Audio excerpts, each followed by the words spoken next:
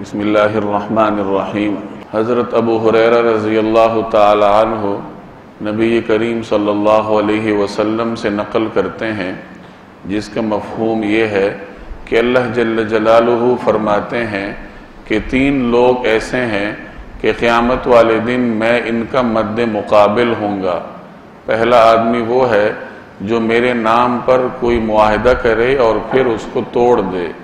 دوسرا آدمی وہ ہے جو کسی آزاد آدمی کو بیچ کر اس کی قیمت کھا لے، اور تیسرا آدمی وہ ہے جو کسی مزدور کو اجرت پر رکھے، اس سے پورا کام لے اور اس کی اجرت صحیح طریقے سے ادا نہ کرے۔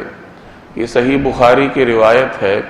اسلام نے ہر انسان کو یہ ترغیب دی ہے کہ وہ اپنے ہاتھ سے کما کر کھائے اور معیشت کے میدان میں خود کفیل ہو، تاکہ کوئی انسان دوسرے انسان کا محتاج نہ رہے۔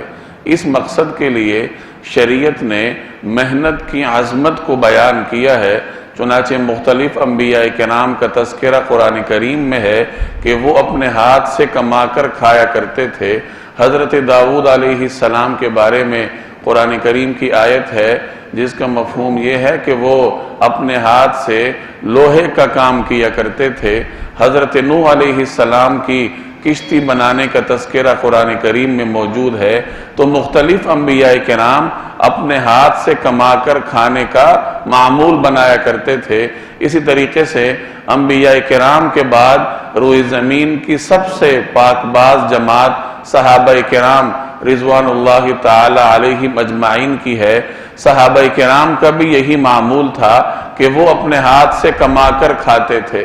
حضرت سعد بن ابی وقاص رضی اللہ تعالی عنہ بڑے جلیل القدر صحابی ہیں۔ یہ تیروں کا کام کرتے تھے، تیر بنایا کرتے تھے۔ حضرت خباب رضی اللہ تعالی عنہ یہ لوہے کا کام کرتے تھے، لوہار تھے۔ مختلف صحابہ کرام کے اپنے اپنے پیشے تھے۔ کوئی حجامت کا کام کرتا تھا، کوئی قصاب کا کام کرتا تھا۔ خواتین گھروں میں دستکاریاں اور کھالوں کی دباغت کا کام کرتی تھیں۔ اس طریقے سے رسول اللہ صلی اللہ علیہ وسلم کے ان براہ راست شاگردوں نے اپنے عمل سے محنت کی عظمت کو بیان کیا۔ تو شریعت نے ایک طرف محنت کو عظمت فراہم کی ہے، اس کی حوصلہ افزائی کی ہے، اور دوسری طرف محنت کرنے والے یعنی مزدور کو حقوق بھی فراہم کیے ہیں۔ چنانچہ ایک روایت میں آتا ہے، یہ جو آج آپ نے روایت سنی، یہ حدیث قدسی ہے کہ اللہ جل جلالہ فرماتے ہیں کہ 3 ایسے لوگ ہیں کہ قیامت والے دن میں ان کا مد مقابل ہوں گا۔ پہلا آدمی وہ ہے جو اللہ کے نام پر کوئی وعدہ کرے اور پھر اس کو پورا نہ کرے بلکہ توڑ دے۔